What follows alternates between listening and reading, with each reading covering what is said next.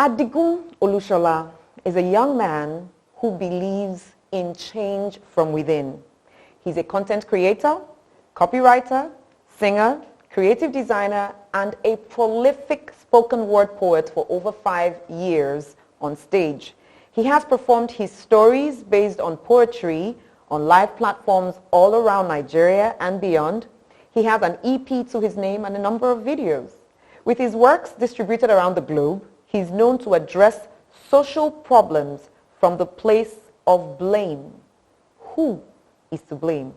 He never leaves his audience the same. Please join me. Welcome, Solarspeaks.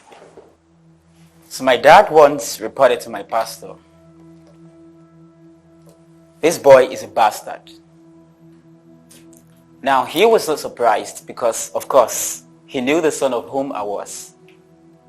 I was there in a poorly lit corner of our 4-bedroom flat living room, hands trembling and eyes teary, resembling a poor lost puppies, popping out of my socket as I watched this man, who had once wooed my mom into meeting other men, marrying him and making babies with him. I watched this man try to pull the hair out of my mom's head, lock them into dreads, hands on her breath. I dread this moment when I pushed him to the bed, unlocked his legs from around her waist and pulled the scripts open, hoping that she would have the smallest of breath, the smallest of strength to catch her breath back into her lungs. See, if saving your mom's life from the hands of death is what it means to be a bastard, then I think I want my kids to be sons of a bastard too.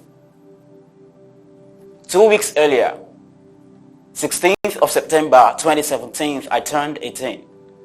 Got chocolates and cupcakes, a short love poem, and a beautiful portrait of the girl I called my crush in school. The feeling was cool.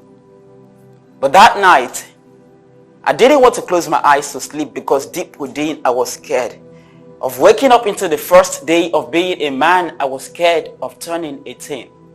I was scared. And the girl who invited me to feast with her family on Friday nights would someday have her face facing my feast. I was scared. And the girl who crushed on me would someday be crushed by me.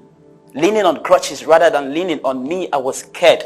And the first step to becoming a monster is becoming a man. All the blood-sucking beasts around me had beards, and I was already growing a mustache. I was scared. And the bigger your body becomes, the smaller your heart becomes, because you can't take the innocence of a boy into the adolescence of a man. I am innocent, but I am my father's son. And I know the tendency of genetic sickness, so please forgive my weakness. I know someday my dad would see this poem and turn to the next man aside to say, this boy is a bastard. But wherever you are, Dad, I'd like you to know that I love you and I forgive you. Not for the bad things you did, no, but for the good things you couldn't do. Dad, 27th of January 2002, you had just returned from the state capital with money and food. My mommy was there in the kitchen frying the chicken you had brought, and you were gisting with the men on TV when we heard boom and another boom, boom. Moment after then, I found my small hands locked in the safety of your grip. My brother was balanced on your back. We were running. Fire was falling from behind. I was calling on my mommy. We were running. Fire was falling from behind. I was falling in love with you, Dad. Because the same hands that formed the fist against my mom's face came back to form the grips that kept our son safe. Dad, I forgive you. Not for the bad things you did, no, but for the good things you couldn't do. Dad, last summer, somehow I found a passport of my mom in her 30s. She was beautiful, brilliant, and this boss baby kind of bold. So you must have been some drop-dead, good-looking, God-fearing, gorgeous guy to have won her heart to a date. So something must have changed to your date. Maybe you're not much of a monster. Maybe you're a man kind of star, but the world has taught you never to shine out loud. So you choose to shine in instead. They say it is sickness to shine your teeth. So you choose to shine your eyes instead. But Dad, this sickness don't look good on you. This is not your symptoms. I have tasted from your cup of love, Dad. You was sweetness. The heavens bear me witness. For goodness sake, you paid so much as a bride price. Why should you pay more attention to the world when they try to teach you how to love your wife, how to live your life, Dad? I know right now, I sound like a 6-year-old boy trying to teach his dad 4 ways to make babies. But I may not know 2 ways to make babies. But I know 1 way to make a difference. It is to be different from the world. The world says a man is never allowed to cry in public, except he does it calmly. And no matter how hot you feel you need help, just stay cool and collected. That's exactly how to be manly. But sadly, or gladly, even Jesus wept. Even Jesus swept his father's house clean. So explain me how my sister has to be the sweeper and the husband to be only has to learn how to sweep her off of her feet. Explain me these things. A man remains the breadwinner of the house, yes.